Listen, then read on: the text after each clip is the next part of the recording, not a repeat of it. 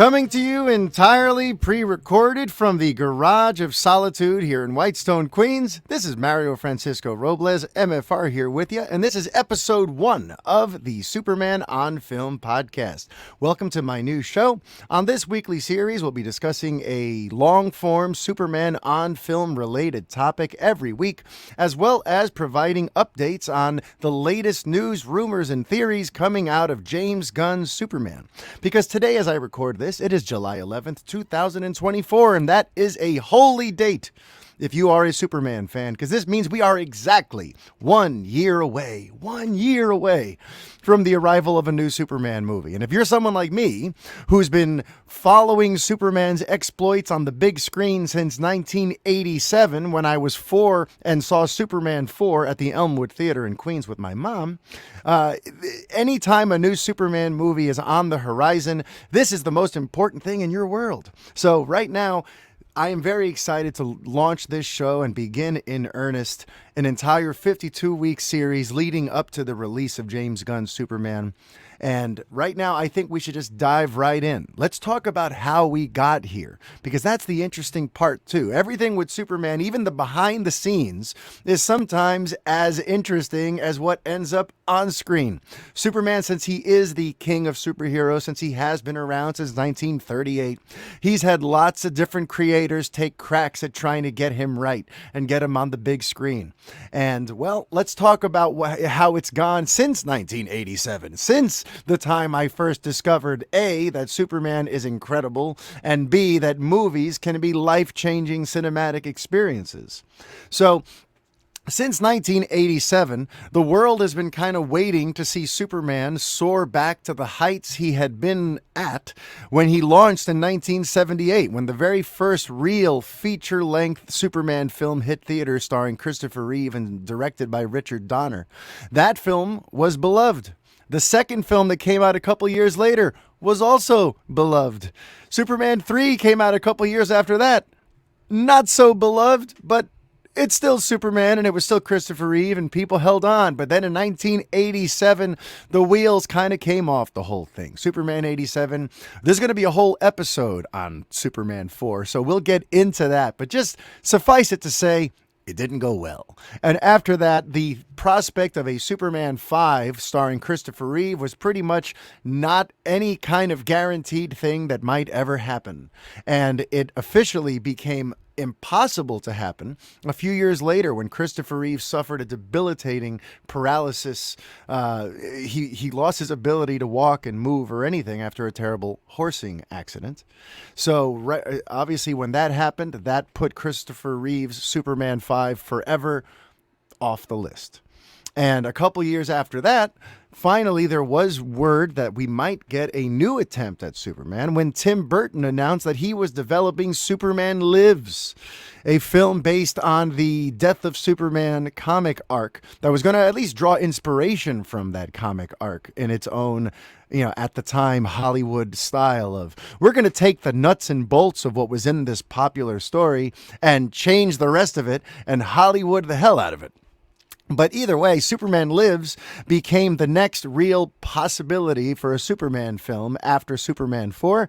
And after a couple of years of languishing in development hell and then even getting partially into production with millions upon millions of dollars spent on costume development and set construction, paying Nicolas Cage millions to play Superman and paying Tim Burton millions to direct Superman, that film fell completely off to the wayside and never happened. There's a whole documentary on it, directed and made by the wonderful late, great John Schnepp.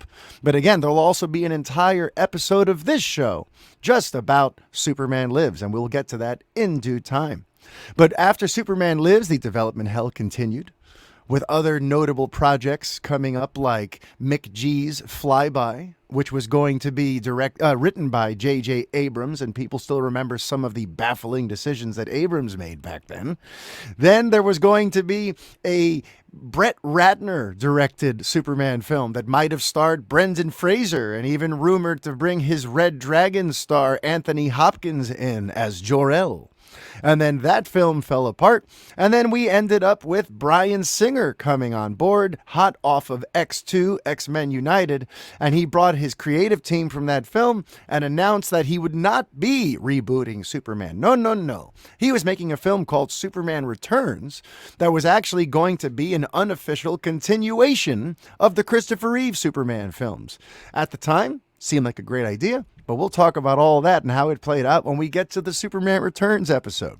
Suffice it to say, that film did not pan out. It did okay at the box office. It had a moderately favorable critical response as per Rotten Tomatoes and the professional critics of their ilk at that time.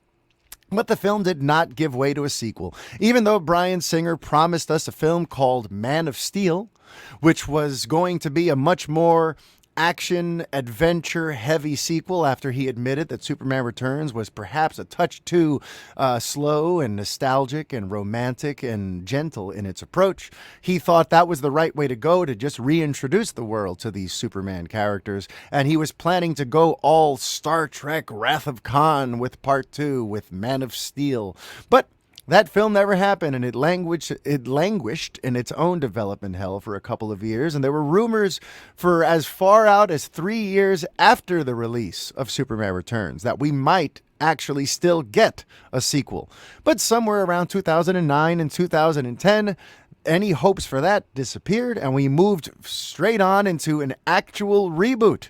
That's right, it was announced that Christopher Nolan, the master architect of the beloved Dark Knight trilogy, was now going to reboot Superman with a concept that his brother Jonathan had come up with, along with David S. Goyer, the comic book writer who had helped him craft the Dark Knight trilogy. They were coming up with a brand new, all new take on the Man of Steel that would be called Man of Steel, just like what would have been Bryan Singer's sequel, except now instead of being a sequel, it was a reboot starring Henry Cavill that was set to basically push Superman in a whole new direction. And that film came out in June of 2013. And that film, say what you will about it, but it also failed to live up to its full box office potential based on what the people who made the film at the time wanted from it.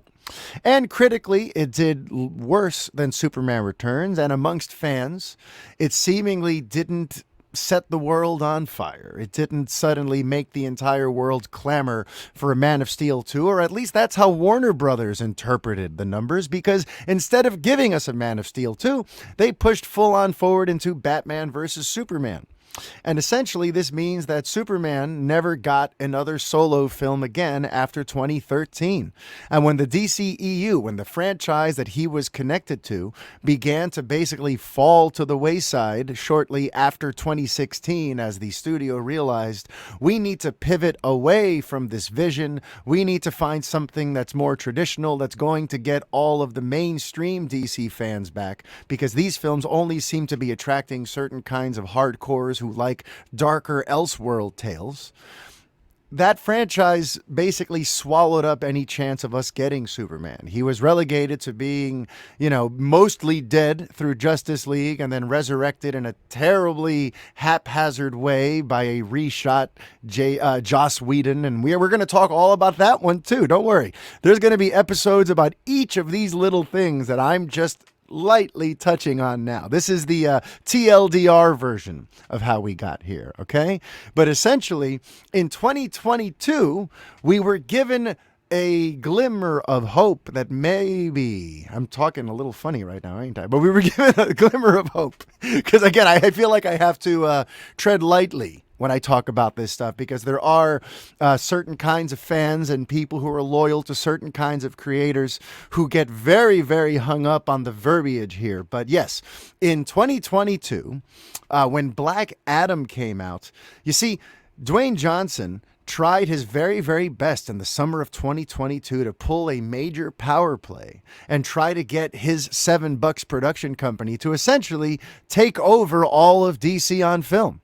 And in so doing, he went to Warner Brothers and made a huge play to say, we need to have Henry Cavill's Superman show up at the end of my movie because everyone in the world, according to my Instagram, wants to see Black Adam versus Superman. So if we add that, that'll be the secret sauce that makes Black Adam a huge hit and gets everyone excited for what it has set up, which is a film with Superman versus Black Adam. And then we're going to get to some sort of Justice League movie where everyone's fighting Black Adam. He had a whole vision for making his character the center of what's happening with DC on film for the foreseeable future. But you see, there was a problem here, because the folks that he went to were the temporary stewards of Warner Brothers Pictures at the time. And at the time, the new ownership of Warner Brothers and Discovery, a man named David Zaslav, was also looking for who would be the actual leader for DC moving forward. So while he was searching for someone to take over the reins of DC, which he knew could be a major source of revenue for Warner Brothers Discovery, but had been languishing for several years now, that's where Dwayne Johnson saw an opportunity to step in and try to take over. And unfortunately for him, Black Adam bombed, and bombed really, really hard at that. It wasn't received well by critics. Hardly anyone went to go see it on its opening weekend. And despite hardcore fans like myself being excited to see Henry back and to get this impression that maybe his Superman will get a chance to fly in the direction that he said he wanted to go in, because Henry always claimed he wanted to do something a little more traditional, a little more like a classic Superman story. Since Black Adam fell apart, so did any future hopes of what they were setting up there. On top of that, in the background of all this, and this is what makes it all kind of muddy and strange, it makes you wonder who can run a business this way. While WB Pictures had approved the Henry Cavill tease and had approved of Johnson's pending plans, David Zaslav had, in fact, already asked James Gunn to write a Superman reboot early on in 2022. That's right, before Black Adam had even released, before Dwayne Johnson had made his power play and pushed to get Henry Cavill added to Black Adam, James Gunn had already begun work in earnest on a script for this new Superman movie. So when the Black Adam thing didn't pan out, that was basically the final nail in the coffin of the DCEU after a string of box office failures that had included Shazam! Fury of the Gods, had included Birds of Prey, would include later on Aquaman 2. You know, that basically they pulled the plug. They pulled the plug after Black Adam and decided we're going to release the movies that we've already produced, but after these movies are released, we are not continuing on with this line of films. We're going to start all new, and James Gunn and Peter Safran are starting a brand new studio, and everything will have nothing to do with what came before, and hopefully this time we'll get it right.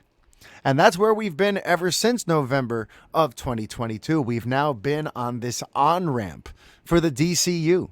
And we've heard all kinds of projects that are coming on the way, including Supergirl. So it seems the Superman family there's going to be lots for us to discuss here on the Superman on Film podcast for the foreseeable future. But for right now, we're on this on-ramp for James Gunn's Superman, which at the time was initially going to be called Superman Legacy, and now is simply called Superman. So now let's talk about some specifics of what we've learned and what we've seen since this official announcement for the arrival of James Gunn's Superman. There has been a recurring theme throughout everything since the inception of this project, and that is that James Gunn just says all the right stuff. I don't know how else to put it, but James Gunn basically since the outset of this project has been saying all the right things for a Superman fan such as myself. With that in mind, let's talk about some of what we knew right out of the gate would be the synopsis, or at least the tone and general direction of this film. Because according to the official logline for Warner Brothers' Superman film. The film will tell the story of Superman's journey to reconcile his Kryptonian heritage with his human upbringing as Clark Kent of Smallville, Kansas. He is the embodiment of truth, justice, and the American way, guided by human kindness in a world that sees kindness as old-fashioned. James Gunn has said, he's a big old galoot. He is a farm boy from Kansas who is very idealistic. His great weakness is that he'll never kill anybody and doesn't want to hurt a living soul. And I like that sort of innate goodness about Superman as his defining characteristic. Now, I actually want to pause right there because I honestly feel that that is what ultimately put the nails in the coffin of Henry Cavill's Superman.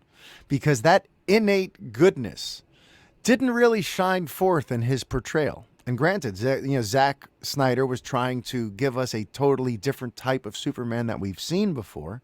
But Henry's Superman just didn't give off that this is a great guy who's only here to help, and he's just intrinsically kind. He doesn't have another gear. He's a good person that just wants to help. Because there are people like that in the world. There are those people who have that disarming, warm energy, who when they enter a room, you feel better. Who you feel like, I want to hang out with that person, or I can open up with this person. You know, Superman is supposed to be one of those special kind of people who his kindness and his warmth just radiates off of him. He's got an aura. And James Gunn has even said elsewhere that, like, you know, when casting Superman, you got to cast someone who you'd love it if they gave you a big hug. You know, you'd love to, like, be held by that person. And I know it sounds a little sappy and it sounds a little whatever. But honestly, I think that is spot on. That is what made Christopher Reeve such a symbol of wonderfulness when I was a kid. You know, when I was a 4-year-old going through some of the darkest stuff a kid can go through, watching the collapse of his family unit, watching the falling apart of his home, having to fly to a far off place away from your father and starting a whole new life with your mom because things are all over the place. Having that warm friend who can, through the screen, make you feel like it's going to be okay. And I'm here. And there's someone here to help you through these dark times. You know, Superman has always been that symbol. One of the reasons he caught on in 1938 and has been an enduring symbol of truth, justice, freedom, kindness, heroism for all this time. Because right out of the gate, he was helping people who were being oppressed. He was helping people who the man was holding down. He was helping people who were being hurt by injustices and the dark cruelties of the world. He's never just been, look how strong I am. Look at the cool things I do. He's always fought for the little guy. He's someone with all of these powers who could rule over us. But he's always chosen instead to be the best possible friend he could be to us. And Christopher Reeve really got that. And in those movies, you know, I don't know about you, but one of the things I loved as a kid, it wasn't just the powers that he had. Oh, he could fly, or the cool red cape and all that stuff. It was just that innate goodness, that innate kindness that he exuded. You could see it in his eyes. You could feel it in his body language. You could hear it in his voice. And Henry, you know, he had a lot of things going for him. He looked like Superman right out of the comics. And he had a couple of wonderful moments throughout his run where you could see glimpses of perhaps that more classic Superman who's just here to help. But more often than not, when you saw Henry, he was like, you know, he looked surly and angry and conflicted and ready to punch something or ready to cry or maybe mildly constipated. Like his body language he didn't exude that I'm just here to help. And you might make this difficult on me, but I'm just here to make things better. He didn't really give that feeling, you know? So let's continue on, though, with in terms of, you know, going back to this synopsis and the comments from James Gunn and Peter Safran related to Superman. Just again, this idea that he's a big old galoot and he's a farm boy from Kansas who's idealistic. This idea that he is the embodiment of kindness in a world that sees kindness as old-fashioned. Like, I love that because it reminds me of what I've been telling people for years. If you've been following me, if you heard me on the Los Fanboys podcast back in the Latino review days, if you listened to me on the Fanboy or the El Fanboy podcast when I went solo, if you listened to the Revengers podcast when I launched Revenge of the Fans, and now if you're starting this new journey here with me with Superman on Film episode 1, you know exactly how I feel about this subject. All of this time, fans like myself have been hearing fans who don't even like Superman, has been listening to people who don't like Superman say he needs to be reinvented. He's too good. He's too nice. He's too kind. He's a Boy Scout. He's outdated. He needs a modern update. He need, for years, it's just that's been the thing. Superman cannot work as in his traditional form, that modern day audiences would never, ever, ever accept him. And I've always said that is BS. That is not the truth. Okay? Just look at what Marvel did with Captain America. Okay? They kept Captain America pure. If you look at the Steve Rogers that Chris Evans played throughout his entire run as Captain America, you saw a Steve Rogers who was innately good, who was innately kind, and who was innately all of these things in a world that thinks those things are corny. And that's part of what made the character stand out. You put that kind of a character in a world that is morally corrupt, in a world that is full of shades of gray, and that true blue ideal hero comes through. And he becomes your symbol of hope. He becomes that goodness by cutting through all the murkiness around him. You don't do it by making him murky. Don't make him a shade of gray. Don't make him conflicted. No, make the world around him that way. And it sounds like that's exactly what James Gunn's doing. He's going the same route that Marvel went with Captain America. Muddy up the waters around him, but keep our hero at the center, the true blue ideal who's meant to show you how it's really done, even when you don't want to hear it. Even when you think you know better, sometimes you have to go back to what has always worked, and that's Superman. So I've always felt like that's the way to approach it, and that synopsis tells me that that is how James Gunn is going to approach it, and that makes me very, very excited. So in terms of a synopsis, in terms of just at a base level, what and who he thinks Superman is, I just know this guy gets it. This guy gets it. And, we'll go a little further into other quotes and things as we find out more about the story for this film, because the actual synopsis doesn't really tell us a whole lot about what the film is about. That is still somewhat shrouded in mystery.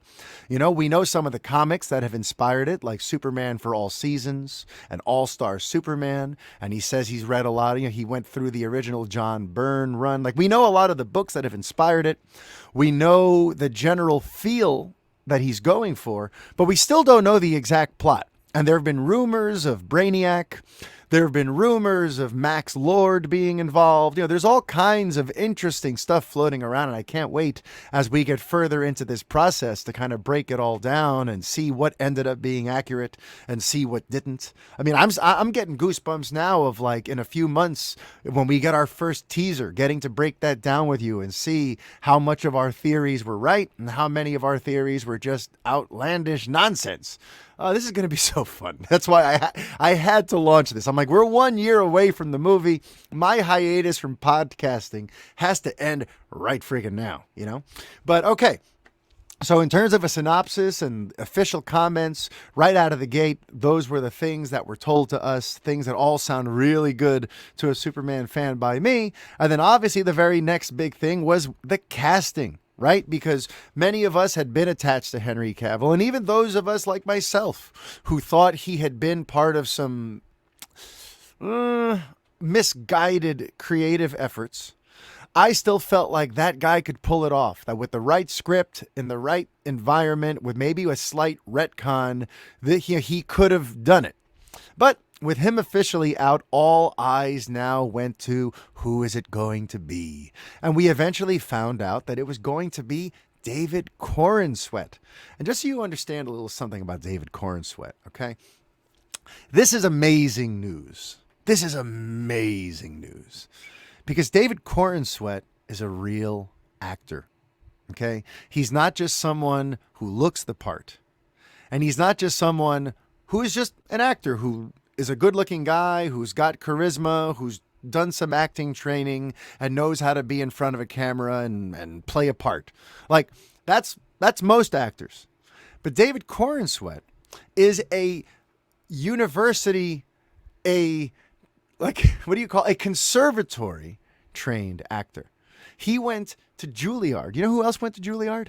Christopher Reeve. And why is that a big deal? See, to people who aren't in the acting world, to people who don't, follow the performing arts, going to conservatory, you might read that somewhere and not really know what it means. You might have heard of Juilliard. You might have heard of Yale School of Drama. You might have heard of some of the very highly regarded and highly touted conservatory programs around the country and actually around the world, where people fly and they give their entire lives to this process. But just to kind of give you a brief idea, conservatory life means your entire life is theater. Your entire focus of school for 8 to 10 hours a day, Monday to Friday, is your theater training, is your acting training. You're doing scene study. You're doing dialect study so you can have any accent from anywhere. You're doing deep psychological work to burrow through all the layers of your onion and figure out all the different elements of yourself you could bring to your characters, and you're breaking yourself open and learning how to be really raw so you can go anywhere with your performance. You're learning how to morph your body so that you could change how you walk, how you stand, how you sit, how you convey yourself when you're happy, how you convey yourself when you're sad. You're learning all the different movements of, when I slouch, it conveys this. When there are classes, right, where you wear a full top to bottom body stocking that is black. Picture being Spider-Man in the black suit with nothing else on the black suit. The entire thing is just darkness. And you and your entire conservatory studio of classmates, before you enter the room, are going to put these body stockings on so that you are all completely neutral entities. You can become anything. You can become anyone. And you're going to be in a room where you don't know who anyone else is. You are all in these neutral, blank canvas outfits. And the professor is going to be shouting out different directions and playing different music and trying to get all of you to use your bodies from head to toe in ways that you never have, so that you can feel fully free in this black stocking, so no one knows who you are. So if you behave in a way that is strange, don't worry. You're in this space, you are uninhibited. I mean, it's a crazy environment, okay? And there's stuff where you go out into the public as characters and you're forced to interact with people on the street as, let's say, a 90-year-old woman, and you're a man. Or maybe you have to go out and be someone who is, got a form of paralysis, and you're going to be in a wheelchair, and you have to be convincing with that. And part of the exercise is to make sure you never break and always seem convincing while you're out and about. Conservatory acting life is crazy. You have to really commit yourself. And by the time you're done with those 4 years and those hundreds of hours and those thousands of dollars of investment, at the end of those 4 years, your body is one head to toe acting weapon. And that's one of the reasons why Christopher Reeve's performance still holds up to this day. People still talk about how different his Clark felt from his Superman. And again, that's because he wasn't just letting the glasses do all the work. He wasn't just letting the costume do all the work. He actually created two separate types of character. Clark was a different type of person than Superman was. He talked different. He stood different. He reacted differently. He had a completely different aura, a completely different energy. And then when he took the glasses off and stood up tall, he seemed to grow 4 inches. His voice deepened. His entire sense of how he speaks to you and the feeling he gives off, it would all just shift right in between. And again, you can't do that if you're just a run-of-the-mill actor. A run-of-the-mill actor might just leave it up to the glasses and leave it up to, okay, I'll just kind of lightly change this or that. But a conservatory actor, a serious actor who this is all I've ever wanted to do. So when I went to college, I didn't even think about learning how to do something else. I said, all I'm going to focus on is being the absolute greatest performer I could ever possibly be. That's what it means if you're a conservatory actor. And that's what David Corenswet is. And already, and I'm getting ahead of myself here because we're going to talk a little bit about set picks, but when you look at some of the set picks that have been revealed so far as they've been shooting in Cleveland, you notice that Clark already seems very different from Superman. You see a Clark who seems almost humorless. He's got this big curly mop of hair on top of his head.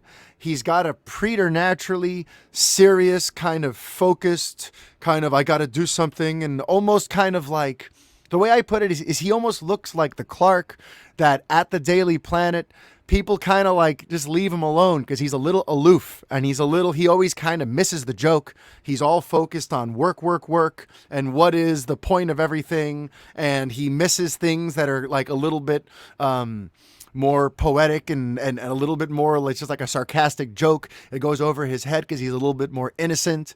You know, like you could almost kind of get, and again, this is me adding other things, but based on like the body language, it doesn't seem like this Clark probably ever smiles or probably ever really gets it. And meanwhile, you see David as Superman on the set, and he's got this easygoing calm, and there's this grin, and there's this warmth, and there's this confidence that just radiates off him. And you could just see it in the body language. Even in the set pictures, like, you know, it looks like there's special effects already, but it's just David walking around in a suit. Like, it shows you the conservatory training already. Right now, for those of you who are watching this on YouTube, I'm putting up an image where David is holding up a prop door that is obviously going to be part of something much bigger once they add whatever that thing is connected to over his head. But he's holding it over his head, and his cape is blowing in the wind. And from his body language, you know, the camera is behind, but from the body language, it looks just like, it's like a Max Fleischer Superman visual. It looks like Superman just caught something crazy heavy out of the sky. But meanwhile, he's just an actor in a suit holding up a prop set piece. Like literally, you can already tell from everything that we've seen on the sets that David is doing a full like physical transformation. Like he gets it. He doesn't need the CGI. He looks like Superman. There's a shot where he's mid-air. Okay. And I love this because all the comments on it were like, did they teach this brother how to actually fly? Like, what is this? Because even without any wires attached to him, you could tell he must have gotten like a running start and jumps. And there's a shot where he's basically horizontal, a few feet off the ground, and it looks legitimately like homeboy is flying. Okay. And remember, that was another thing Christopher Reeve, since again, he was a conservatory actor, he knew how to have his whole body tell the story. And Christopher Reeve also had another extra plus, is he had aviation experience. He had flown a plane. So he understood the shapes that one had to be in to fly. And when you turn left, that means that this goes down and that goes up. And that's why, like Christopher, when he flew, even though the special effects were so primitive in 1978 and so primitive in 1981 and so primitive in 83 and 87, when he flew, you still felt like this guy's flying.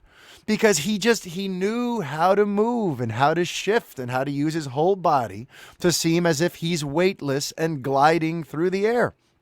And I'm telling you, I already get the sense that David Corenswet has got that. Because with every inch of his body language so far, he looks and feels like Superman. It seems like the special effects, you know, that's going to add, but he is already the special effect. So that's why I'm crazy excited to see David Corenswet. And listen, the rest of the cast looks great too. I'm gonna do like a whole rundown of everyone on a future episode, I feel, because I want to get into some other nuts and bolts of just this movie. But suffice it to say, the cast looks great.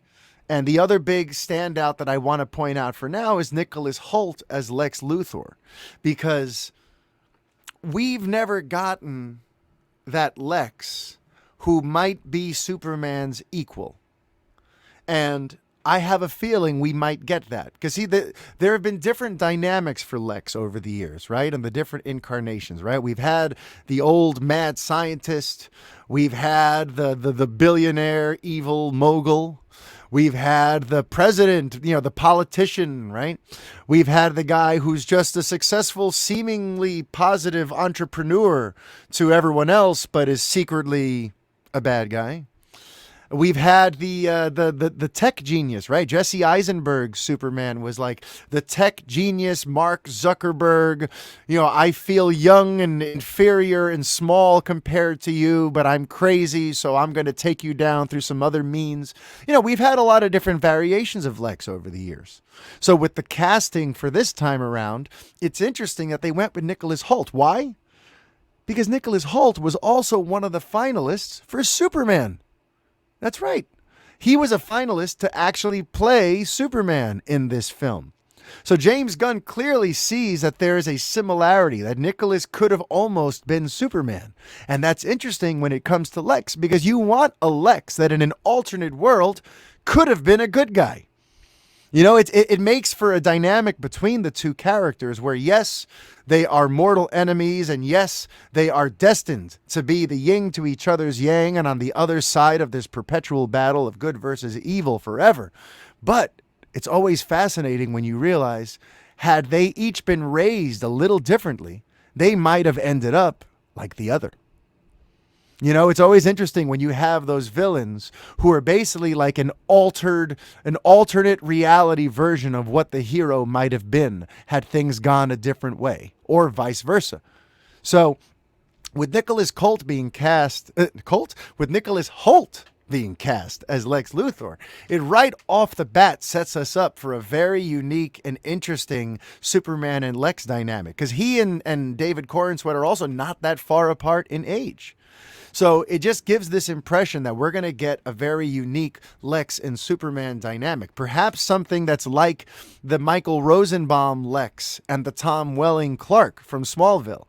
Something where these two could have been friends, or these two maybe were friends at some point. And I'm not saying that they're going to make Lex be from Smallville like that series did.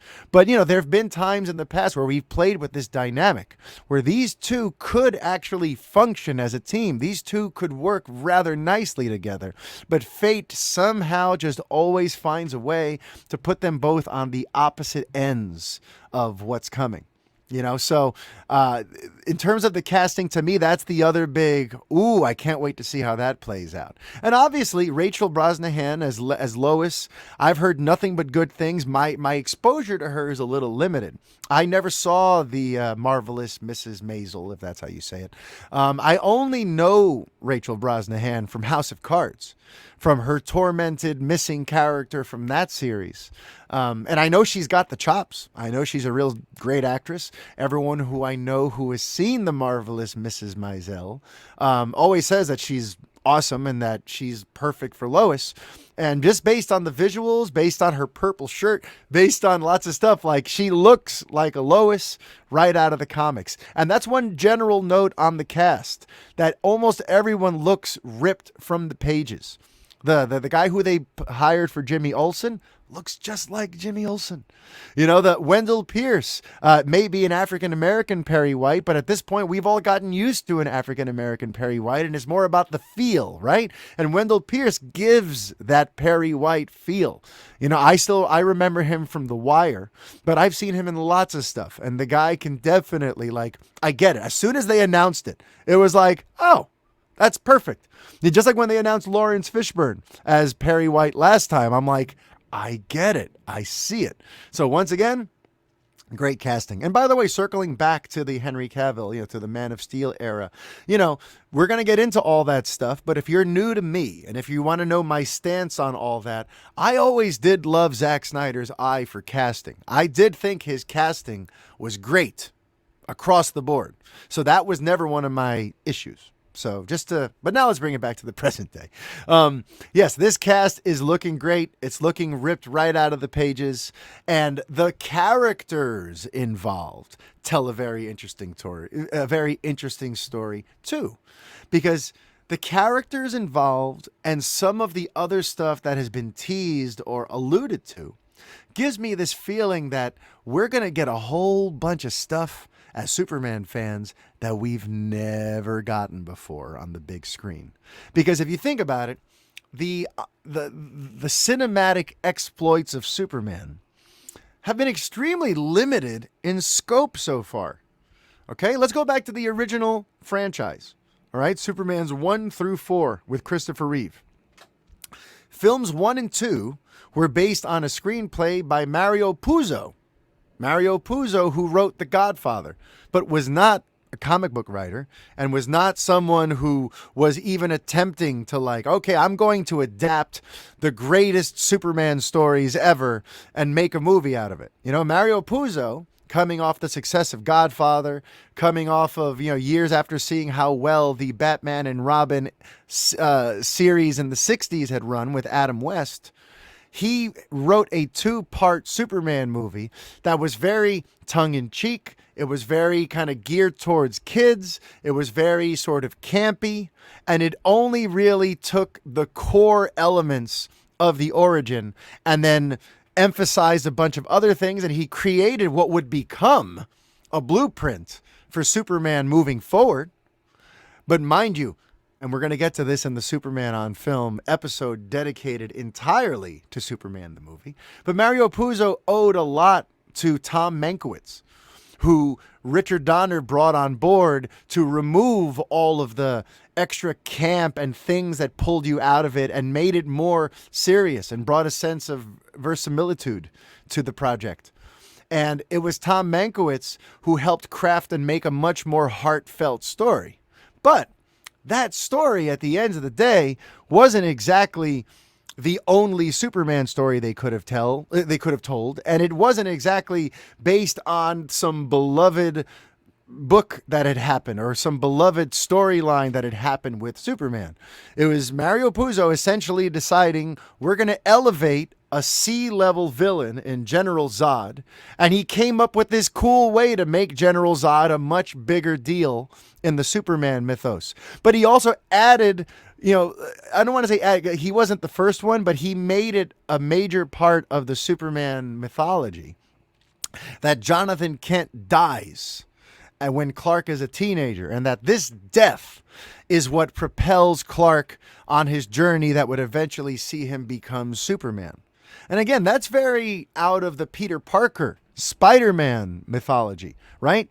For Peter Parker Spider-Man to become Spider-Man, Uncle Ben has to die. That's kind of the whole point. Uncle Ben has always, in almost every version of the story, you got to kill Uncle Ben. And he has to learn that with great power comes great responsibility thing, right? But Superman's never had to lose Jonathan. But again, this is something that Mario Puzo wanted to do. So Mario Puzo killed off Jonathan. Mario Puzo started the whole thing off with Jor-El is sending Zod to the Phantom Zone, and at some point Zod and his minions will escape from the Phantom Zone and seek revenge on Jor-El's heirs. And that's what 1 and 2 were about, right? And then Superman 3 comes out, and that wasn't based on a superhero story, on a comic story. They invented a brand new villain, that Richard Webster character, and his wacky girlfriend who was just like Miss Tessmacher. It was not very creatively handled, and it was once again not looking to adapt an established Superman story. It was Hollywood doing what Hollywood used to love to do, and we're going to take this popular thing but do our own thing with it, because all that other stuff, that's just for kids, so who cares what the kids liked. That's how they thought of it at the time. Then you get to Superman 4, another one where Nuclear Man, the villain, wasn't from the books. The storyline wasn't from the books. So that entire franchise was just a Hollywood invention. It was Mario Puzo riffing on the Superman mythology that he had read the Cliff's Notes of. And then it was other Hollywood screenwriters try to just continue on from there. And then 19 years later, when we get Superman Returns, again, do we get a story that seems to be adapting any classic Superman stories or attempting to break new ground? No. Superman Returns was essentially a retread of Superman the movie. And it just kind of continued down a very similar path. And again, there was no great, huge comic book villain brought in. There was no, they didn't bring in like new members of the Superman mythos to expand the lore. It was basically just more of the same. And Superman Returns brought that franchise to an end. Then in 2013, Man of Steel comes out. And what story do they tell? Do you remember what story they told? Did they decide, okay, we're going to go and now we're going to tell a whole new story and we're going to center on a new villain and we're going to show a Clark that is inspired differently to become Superman? No, they didn't do that. For Man of Steel, they just did a riff on Mario Puzo's Superman 1 and 2. They started with the same thing of Jor-El having to banish Zod to the Phantom Zone for being a POS, and Zod and his minions vowing revenge that one day I'm going to get you. And it goes to Jor-El and his wife, delivering a very somber speech to baby Kal-El in the ship and sends him to Earth, just like Superman the movie. And just like in Superman the movie, what happens to Clark? His dad dies when he's a teenager, and the dad's death is seemingly what puts him on his path to becoming Superman. Where have I heard this before? So you mean to tell me that Goyer and Nolan, with all these years that they could have come up with anything, and Goyer, who's from the comic book world, they could have come up with any kind of Superman story to tell. But instead, they retreaded the same core story as Superman 1 and 2, minus Superman giving up his powers for a little while. But aside from that, if you were to shrink it down, it's the same core story. And it's just like, and that's, since that was how that Superman was introduced, that means that even though Batman versus Superman might have gone someplace new, and Justice League might have gone someplace new, but at its core, this Superman has still basically lived a very similar life to the Superman we've known already. We haven't gotten that brand new, wow, I've never seen these characters depicted. Wow, I've never seen this origin handled this way that you normally get in a reboot, right? Like when they rebooted Spider-Man, right? And the Amazing Spider-Man came out with Andrew Garfield. Right off the bat, that movie told you this is a different story. It opens with Peter's parents. We've never seen Peter's parents before. And it gives this impression that Peter's parents are these like spies who live this topsy-turvy secret life. And they left Peter with Aunt May and Uncle Ben so they could go off on some secret mission. And in the first scene, it's this heart-wrenching thing where like it seems like they know they're never going to see little Peter again, but he doesn't know. And they disappear. That story fundamentally set up the Peter Parker story in a completely different way than we had seen before. And that, I bring that up because, again, Man of Steel could and should have done that. But instead, they retread Superman 1 and 2. And then the film's defenders got all pissed off when you would compare them. Why do people keep bringing up the Christopher Reeve movie? You got to let go of the past. Yeah, you should have told David S. Goyer and Jonathan Nolan and Christopher Nolan and Zack Snyder to let go of the past. And don't tell a story that's basically an echo of the first two Superman movies. If you're going to tell something new, make it totally new. And when it's totally new, then people will then be unlikely to compare it to what came before. Because guess what? With The Amazing Spider-Man, very few people were comparing Andrew Garfield to Tobey Maguire. Very few people were comparing this franchise to that franchise. Because right off the bat, the new one differentiated itself from the previous one. But you don't have that luxury when you don't differentiate yourself. Get it? So that, again, so getting back to things that we've never gotten before, we're going to get the whole real expanded Daily Planet cast, it seems. Because yes, in Man of Steel, we met seemingly a version of Steve Lombard. We met Jenny, who might be Jenny Olsen, but we never really got Jimmy Olsen. And our core Daily Planet crew was Perry White, who we only saw in maybe 3 or 4 scenes ever, and Lois, who we were going to see anyway, but we don't really see her a lot doing stuff at the planet or with planet-related people. And then you got Steve Lombard, and you've got the Jenny Olsen character, and that is your entire Daily Planet supporting cast, most of which didn't even look or seem or feel like their comic counterparts. This time around, we know we're getting a traditional Jimmy. We know we've got Lois and Perry, but we also know that we're getting Cat Grant. We also know that we're getting Ron Troop. We also know that we're getting a Steve Lombard who looks just like the Steve Lombard that we've seen before. And they have an SNL character who's probably going to play him just right with kind of like the dumb jock macho guy thing. And he's got the porn stash. And it's just like, again, they got it. They nailed it. So we're going to get Superman's supporting cast at the Daily Planet, which again, we've never fully gotten. You don't cast Cat Grant and Ron Troop and all these people if you're not going to use them in something meaningful. You know what I mean? So we're going to get a full-on Daily Planet cast. We're also, it seems like we're going to get a Jonathan Kent who's alive.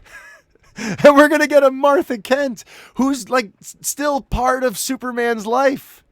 Because remember, in both versions of the movies that we've seen so far, in both of the Superman versions that we've met so far, once he leaves, he barely goes back. You know, Henry's Superman was better. He visited Mom a few times, and she did factor in a little bit. But by and large, once Superman leaves Smallville, that is all in the rearview mirror from everything we've seen. We've never gotten the Superman that we saw in other iterations, like the Ruby Spears cartoon from the late 80s, or from Lois and Clark, The New Adventures of Superman in the 90s. That's a Superman who, even as full-grown, fully around Superman, would still fly home for advice, would still visit Ma and Pa back on the farm for guidance when he just couldn't figure out how to solve something, or like, I just can't seem to get through to people in this way, or whatever it was. He had Mom and Dad to turn to for guidance. And this time around, the cast includes 2 actors who are seniors, older actors, as Ma and Pa Kent. And in earlier quotes about this film, they've said this is not an origin story, and that there's not going to be like flashbacks to when Superman was a kid and all that kind of stuff. That this story is going to essentially hit the ground running with a Superman who's already been around for a couple of years. So if he's already been around for a couple of years and he's in his early 30s and you have an older Ma and Pa Kent around, that means more than likely, again, I'll be able to confirm this as this series wears on and we find out if these theories are true or not. But it seems like we are going to get a proper Ma and Pa Kent, where he can visit them as an adult and seek guidance. And who knows, maybe in a later movie, for some sort of dramatic, pivotal moment, one of them can die, and that can be something that pushes Clark down an interesting new path. But for the time being, the fact that we're going to seemingly get a living Ma and Pa Kent who are part of Superman's life well into his career as Superman, I love that. I've always wanted that. And I have been complaining forever. Please don't kill Jonathan. All right, Hollywood? Jonathan is not Uncle Ben. He doesn't have to die. Okay? Leave my boy John alone. So thank you, James Gunn, for leaving my boy John alone. Now, in terms of the suit, we got to talk about the suit, right? Because now we've gotten a few images. There was an initial official image that was released that shows him sitting on a chair, putting on his boots, while out behind him, it looks like Metropolis is under attack from some sort of major cosmic evil. And the vibe of the film is very much the vibe of the picture is very much, this looks like a job for Superman. And here I go. I got to go do this. Somebody's got to handle this. You know, he has a look on his face that's very sort of like stoic and like he's been here before and there's really only one person who could do this. So I better put on my boots and get to work. You know, it's a very like a working man's Superman, the look in that, you know, the feel of that first official image. And within that image, you know, we finally got some confirmations about the suit. So essentially, the suit is a variation of the New 52 with the old school Superman. And what I mean by that is it has the New 52 collar. It has the New 52 cape attachment where it seems to be coming off of his shoulders as opposed to from out of his neckline. And it's got the New 52 like lines and detailing that runs down the arms and runs along the torso. Like there are extra lines. It's not just like a flat blue, but it's got those the New 52 bits of definition. But on the other hand, you've got the traditional red shorts with a traditional yellow belt. You got the tall red boots. And most importantly, we have got ourselves the S on the back. The S on the back has returned. And everything about this suit is very, very interesting to me. It's beautiful to me. But it's also kind of baggy and loose. So it's also kind of like, it's hard for me to be doing backflips because in a lot of the images we've seen so far, like I love all of the elements and I love what they seem to be going for. Because when you look at the S, and I'm going to talk about that specifically in just a second, you know, when you look at it, it's very clear that there are a lot of loving nods to older Superman things within this suit. Within this suit design, they're trying to look at not just the movies, not just the comics. There's a little bit of everything in this Superman suit. And I love that. But there's a looseness to it that kind of bugs me so far. And it was prevalent even in the very first image where he's leaning forward and putting his boots on and it looks like the suit is not tight to his chest. And, you know, again, that's a choice. And it's definitely like a pretty thick material. It almost makes you feel like, how the hell could he fit this under his day clothes, under his Clark Kent clothes? Because up till now, everything has been so skin tight and form fitting.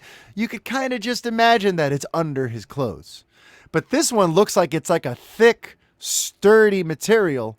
And it looks almost more like a uniform that like a soldier might wear. So yes, I'm very curious to see like how it is that they're going to explain the suit. Where did he get the suit from? Is it a Kryptonian thing that he found at the Fortress of Solitude? Was it a suit he built himself?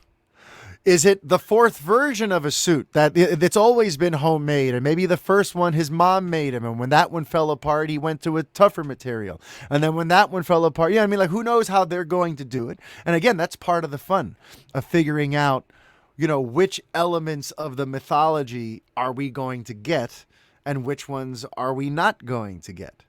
And also kind of like circling back around to things that we're getting that I think are going to be new that we've never gotten before is the Fortress of Solitude. Because in the books that James Gunn has referenced, there is, you know, there are sequences in All-Star Superman and elsewhere where when he's at the fortress, you get the sense that this is a real living, breathing alien home base with all kinds of incredible technology, where he's got a room dedicated to things he's collected that he thinks could be harmful to mankind, but that he keeps safe here. He's got like a scientific lab where he's coming up with technologies he hopes will help Earth one day and all that kind of stuff. Where he has, like the fortress has always been far more interesting than anything we've ever been shown in the movies.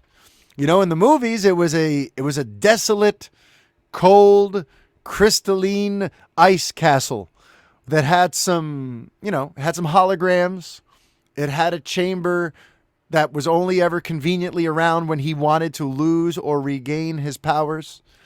But aside from that, you never really got the sense like this is a place where Superman would go chill, or where Superman spends any real time. It's just a big empty ice palace. And then in Man of Steel, we found out that this Superman didn't have a Fortress of Solitude, or at least he hadn't gotten around to building it yet. They were essentially treating his scout ship like his, traveling Fortress of Solitude that he parked up north so that no one can go see it. And that's where he gets his suit. And that's where there's some, computer tech where he could reference some stuff. But in general, the Fortress was a non-entity in the Zack Snyder DCEU Superman films. So up to now, we haven't gotten an interesting fortress.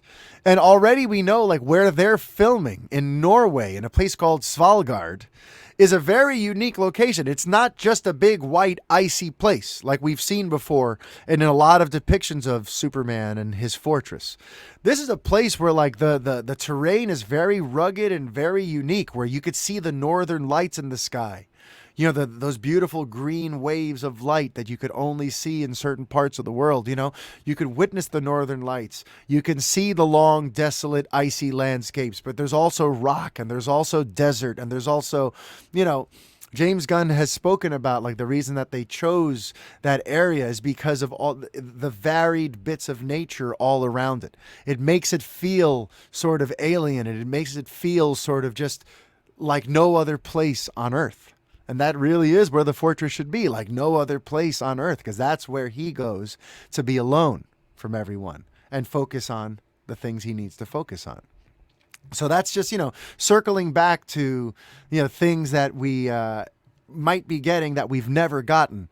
I think we're going to get like a proper Fortress of Solitude where there's like stuff going on and robot assistants and all kind, it's just, I'm excited to like see a fully fleshed out Fortress of freaking Solitude.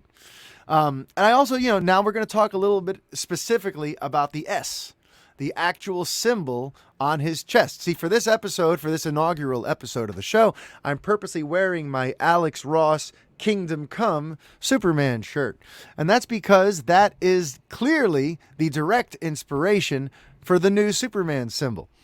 The new Superman symbol is basically the Kingdom Come S with traditional colors plus an outline a la Max Fleischer. Not all the Superman crests have included an outline, but this one does. Like I said, it's so filled with different allusions to different Superman crests. But what I love about it is it doesn't look like an S. I know that sounds strange, but I've always felt that the symbol on Superman's chest should not look like an S. It should look like an alien symbol that can be interpreted by a primitive human mind as an S.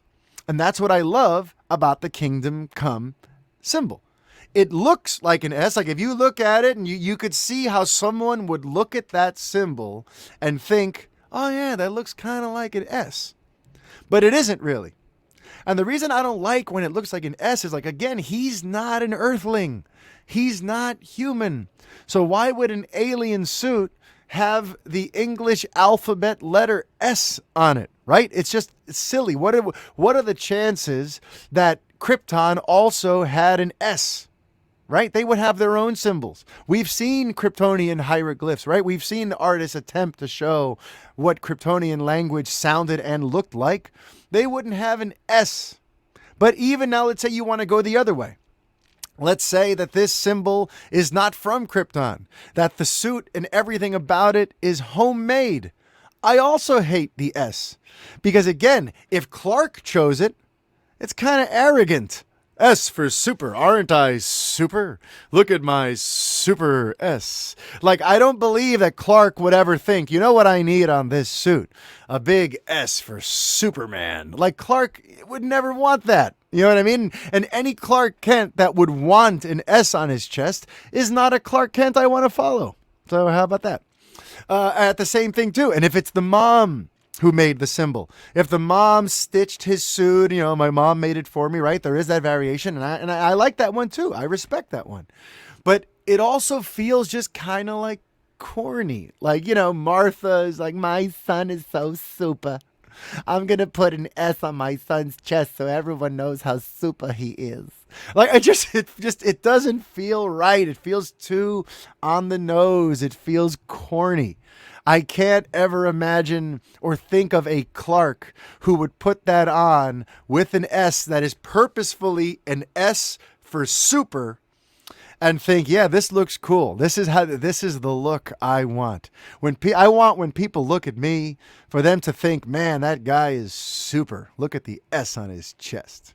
You know, it's never sat right with me. So even though, listen, I love the Christopher Reeve S. And I love, I've loved all the S's for what they are. And I have 25 different Superman shirts of every variation of S that we've ever gotten. But to me, it should never actually look like an S. It should only be interpreted as one. And that's exactly what James Gunn is giving us. So once again, James Gunn is freaking killing it as far as I'm concerned. And on top of that, now it's interesting too that he's starting with that symbol because a lot of the early imagery that he shared online when he took the DC Studios job and when he announced Superman was coming, a lot of the initial imagery was in fact from Kingdom Come. And it was like Alex Ross inspired imagery. And early on, it really gave the impression that essentially, you know how Marvel built to Endgame? Like Endgame was its big, like the series finale of the first part of the MCU, right? It seems like the series finale for this first leg of the DCU, which James has implied will take around 10 years to get to, and it's going to involve movies and TV series and cartoons and video games that are all interconnected and have shared casts. So Superman, David Corenswet, will not only play him in the movies, he'll play Superman in whatever Max TV series he might pop up in, like the Lantern series that's been announced, or the Booster Gold series that's been announced, or even the animated Creature Commandos, where he would then voice Superman and they would draw it to look like him. And if David's ever in a Superman game, that means you'll be controlling the actual Superman in this game. They will mocap him. He will do the voice acting, and you will not be playing as some generic Superman. You will be playing as David Corenswet's Superman in a story that is set in this same world. But I digress. It seems that the season finale of the first 10 years of DCU stories is going to be a variation of Kingdom Come. That has been what the implications have been for a while. It seems to be what most people think is going to happen. That in around 10 years' time, we're going to have a David Corenswet who's in his 40s now, playing the older Superman who's been through terrible tragedies and is now wearing the black and red suit, the one that's currently on my chest. And listen, if that's what they're building to, like, I couldn't be happier with that. I interviewed Mark Waid on my old podcast, and you could find that interview here on the Superman on Film YouTube channel. But like I spoke to the creator. That book has always meant a lot to me. And that storyline in general, it's so grand and so epic and so mythological. And it's got so many heavy, heady, thematic elements. But it also puts our heroes in positions we've never seen them in before. So it was a groundbreaking book for its time. And now this idea that we might be building towards that is like, whew, that's amazing. I'm very, very pumped for that. And I think this S just further confirms those initial theories, those initial feelings that what we're building to here is, in fact, an adaptation of Kingdom Come. So, yes, please. And, in terms of other things that are very yes, please for me, these set pictures that have now been arriving online for the last 2 to 2.5 weeks, it's been great. It's been great because when I see David on set in that suit, I instantly feel like I'm looking at Superman. Like, it just right out of the gate, I'm like, oh, there he is. There he is. Even with the suit being ill-fitting, because getting back to that too, like, I have a feeling that it's not going to look as baggy once we actually see it. There actually seems to be a unique element to the costume that I don't see anyone else talking about. But since it is a little loose, and since it has those seams in it and those lines on it, it seems like if you look at the pictures, when he's standing up tall, when he's standing up straight, shoulders back and high, chest out, the way Superman would traditionally stand, it seems to fit him great. Everything looks great. Nothing hangs at all. Everything is right on his body. But as soon as he slouches down, and all the pictures where he's like not, you could tell like they're not shooting at this exact moment, and he's just standing calmly and the shoulders are forward, or maybe he's just leaned forward to get something. Whenever he's a little bit slouched at all, that's where you see, it sags a little bit. But whenever he's actually in Superman form, it fits him like a glove. It fits him perfectly. So, like I said, I think in action, it's going to look better. Even in that first official shot, remember, he's bending forward, putting the boots on. So, again, the suit is hanging off his skin a little bit. But when he's standing up, which, we're not going to see Superman sitting down a lot, folks. You don't go to a Superman movie. You don't make a Superman movie because you expect to show him sitting down and slouching a lot. So that tells me that when we see him, the suit is going to mainly look right. And right now, as I talk, I'm just going to kind of like throw up some of the imagery that I've loved where he looks right. I'm putting up an image right now where on the left side of the screen, he's standing tall, seemingly filming something. He's looking up to the sky. The chest is out. The shoulders are back. And you could see that he looks perfectly like Superman on the left side. But then on the next shot, which looks like it's between takes, his head is forward, his shoulder, he's kind of bent slightly forward, and that's where you could see how it bunches around his torso a little bit.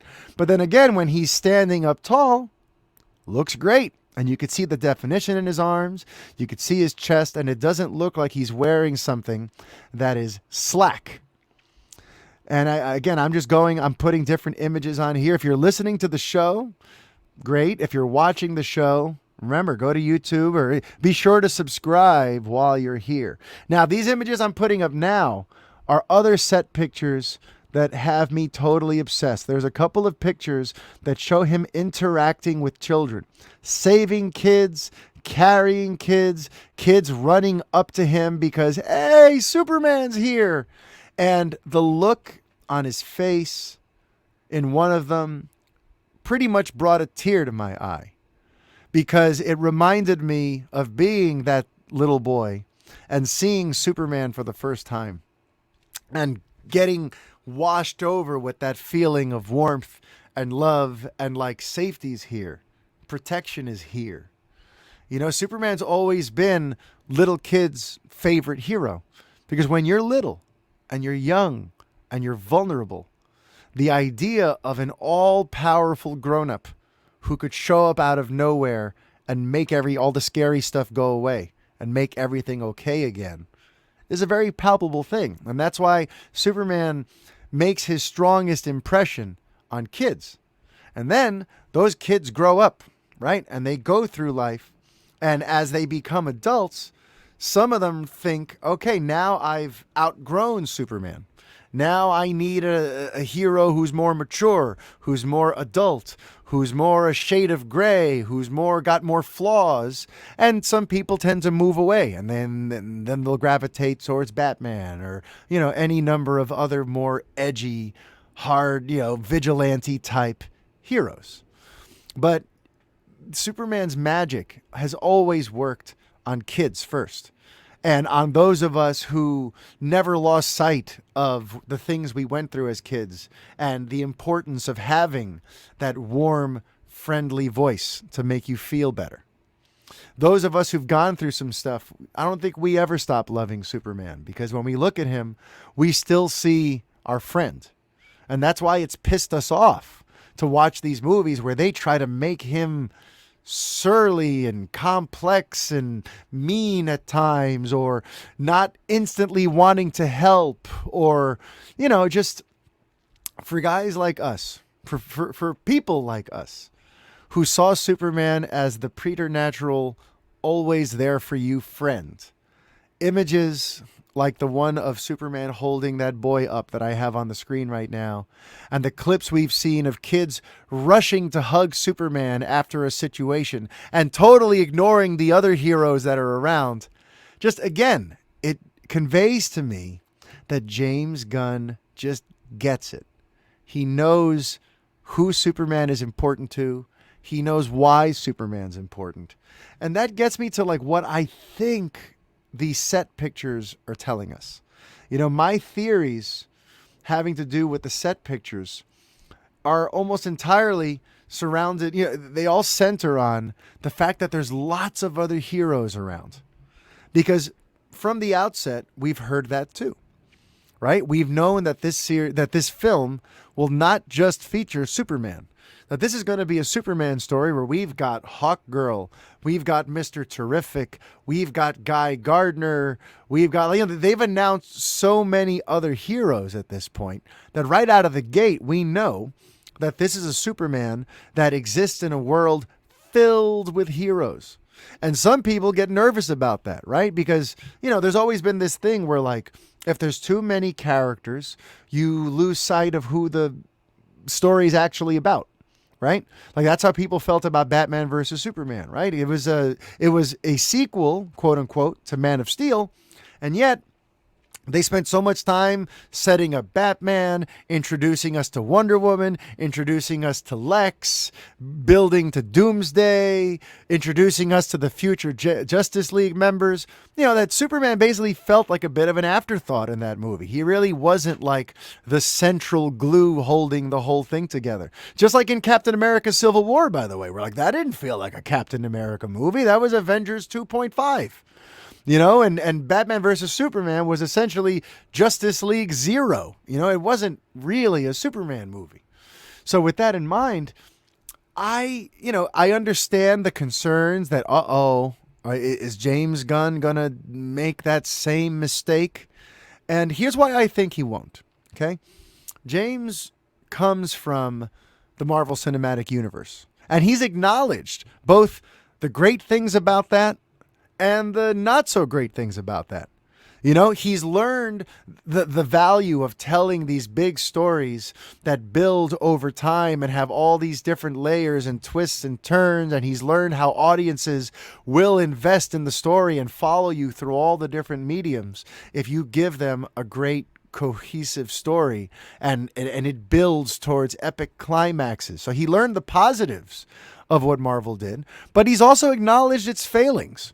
Because he's pointed out, and I feel like Kevin Feige probably called him up after this and was like, bro, don't tell everyone that. But James has said, we were kind of making it up as we went along. That during phase one, they knew the general idea. They knew, all right, we want to introduce these characters and then have a team up and this and that. But it wasn't until as they really got the ball rolling and started seeing what was hitting, what wasn't hitting, that they started to come up with the bigger plan and then started to basically reverse engineer the movies to sync up with these far-off plans they had. And that's why when you watch the Marvel Cinematic Universe, there are times you could tell, like, oh, okay, they retconned that, and oh, okay, that they seem to make this a big deal early on, but then that disappeared by this point. And oh, now all of a sudden, this is very important, but okay, like you could sense that they were kind of shuffling things around as they went along and trying to line it all up as best as possible. And they did a very commendable job considering they didn't have a game plan right out of the gate.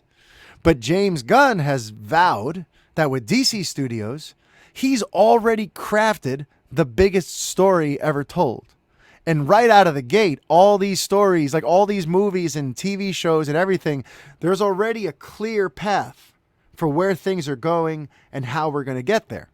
So with that in mind, I feel that since James comes from the Marvel Cinematic Universe, and he's also no fool, he's seen how those movies became the most popular things in the world and then slowly have now gone down in popularity as now, we seemingly oversaturated pop culture with heroes now, where now people are only going to care about the really special superhero movies. We're past the point where people will go now and invest in something that's like unknown, because people are at this point, for better or worse, burnt out. They only want the AAA titles at this point. Don't give me Blue Beetle, give me Batman.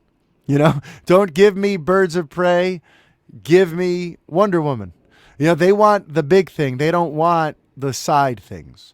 And with that in mind, I get this feeling that James Gunn knows that people are up to here with freaking superheroes. That the last thing we need now are more superheroes. And I get the sense that this story is almost going to be like a metaphor for what's going on in the pop culture superhero space. Because we're going to see that there's lots of heroes out there, but there's only one Superman. And we're going to see all these superheroes. They're young, they're cool, they have cool costumes, they're doing all the right things, but they're not the ones who are connecting with the people. And they're not the ones who are actually inspiring positive change. And they're not the ones who are making the world a better place. They're just showing up with their neat abilities to solve problems here and there. But it's going to take Superman, the king of the superheroes, the one who started it all, to show them all how it's really done. And I think there's going to be like a conflict that plays out throughout this movie and possibly throughout this series of films leading to Kingdom Come. That's going to be like Kingdom Come, right? Because there you had old heroes versus new, but also kind of like Superman versus the elite, where it's this idea of there's young, exciting, sexy, rock star superheroes out there. And at first, the world is going to kind of act like, yeah, Superman, you're old fashioned. You're boring. We don't need you. We like these cool, sexy superheroes. And by the end of Superman versus the Elite, through the trials and tribulations of the story of that story, we find out that Superman did have it right all along. And it was the snotty, young, rock star superheroes who had it wrong and ended up being bad for us. So I get the sense that that's where we're headed, because you know why? And this is kind of, again, this is just a theory, but you could also, some of you might consider it a spoiler. So just, maybe skip ahead a minute or two if you don't want to have any pseudo possible spoiler. But like in one of the sequences we've seen so far, we see Mr. Terrific, we see Hawk Girl, and we see Guy Gardner. And when you look at their suits, the suits definitely take cues from the comic book counterparts, but they're also in some kind of a uniform. You could tell that those three heroes are part of the same team. And eagle-eyed observers have noticed that on their suits, you see the symbol for Lord Tech. What's Lord Tech? Max Lord, the DC villain that we last saw in Wonder Woman 1984, played by Pedro Pascal. Max Lord is going to be in this movie. or at least as part of the DCU. He's in the mix. James Gunn has already cast his brother to play him. So we know that Sean Gunn is going to be Max Lord. And these heroes with their matching outfits all have Lord Tech logos incorporated into their suits. So that tells me this. That tells me that there is like a corporate superhero team out there. You know, a superhero team that works for a company, maybe even works in conjunction with the government. That's like, again, like a sanitized, super efficient, you know, with a PR team, very kind of almost like The Boys. Think about The Boys if you watch that series. But I feel like Lord, you know, the Max Lord and his corporation have a team of heroes that they've recruited and maybe even given them powers or however. You know, we're going to find out how all that works. But you're going to notice in the scene that where the kids run up to Superman, it's the Lord Tech heroes that they ignore.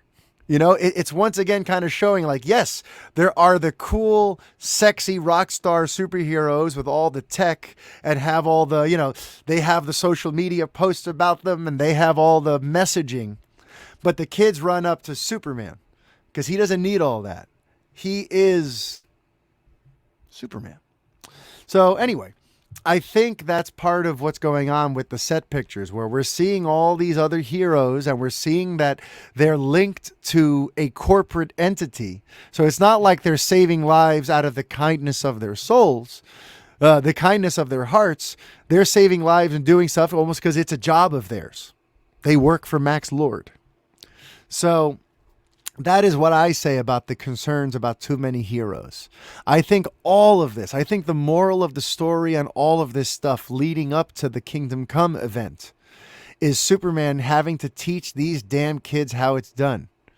And teaching and having to deal with heroes who've lost the thread, who've forgotten why we do this, who've forgotten why we put on the suit. You know, I think, and ultimately, that metaphor will be great in theaters because it'll make Superman himself stand out again. Suddenly now, after years of the superhero genre kind of falling off to the wayside and losing popularity and focusing on all these B and C and alternate versions of these heroes, by the end of Superman next year on July 11th, 2025, it's all going to center right back around on who it should have been centered on from the start. It's going to center on Superman, showing everyone this is why you love superheroes. And these are the stories that made you love Superman, or these are the kinds of stories that made you love Superman. So now Superman's back, and stay tuned. Here we go. You know, I feel like that's ultimately what James Gunn hopes to accomplish with this first Superman movie. And yes, there's going to be, you know, a specific plot, and we're going to find out more about that. And I'm almost positive it is Bizarro. You know, there's going to be a specific plot line for the film, but I think the big picture thing is, yes, there's lots of heroes out there, and yes, you've been force-fed this sort of corporate, clean-cut versions of superheroes for a while now, but now, forget all that. The king is back. I think that's what he's trying to do here. It's funny. I can't believe I'm already at an hour and a half. The things you could pull off without even a co-host when you're talking about Superman. Isn't that interesting? But yeah, so I have these other topics, but I don't want to give you a 2 or 3 hour show today. Granted, I am a little, it's been about a year and a half, close to 2 years since I've recorded. So I guess I am a little bit pent up. But I actually think I'm going to clip this here. And I'm going to bring up some of the rest of this in the next episode of this show. And just a quick thing about the next episode of this show, we're going to be talking about Superman the movie. You know, if this episode was all about talking about what's coming next year, next week we're going to talk about how it all started. And it's, you know, my present 2024 review of the movie, but also some of the more interesting parts of its production and its enduring legacy to this day. And just, you know, it's going to be a Superman the movie episode, but there will also be a discussion on the latest Superman, James Gunn news. Every episode is going to include a deep dive on what we found out this week. And in this particular case, next week, I still have a few other things I'd like to say about this project, but I think you kind of get the point for now. For episode 1 here, I just want you to know that James Gunn's Superman, 1 year away, and I, as someone who's been following this forever, my hopes are sky high. My expectations are sky high. And who knows, maybe I'm setting myself up for failure. Because I've been through this before. I was just as passionate and excited when Superman Returns was coming. And I was watching the video blogs that Bryan Singer would release on bluetights.net on a weekly basis and analyzing every scrap of info from it. I was also just as in tune and connected when Christopher Nolan announced he was rebooting Superman and all the different twists and turns that brought us to Man of Steel. When there's a new Superman on the way, it becomes the thing I am most obsessed with. And if you want to join me in this obsession, please like and subscribe to this podcast on your podcast catcher of choice. Please subscribe to Superman on Film on YouTube and join me on this journey. All right. We've got a year until Superman flies again, and there's going to be a lot to talk about. And until then, life is chaos. Be kind. Adios.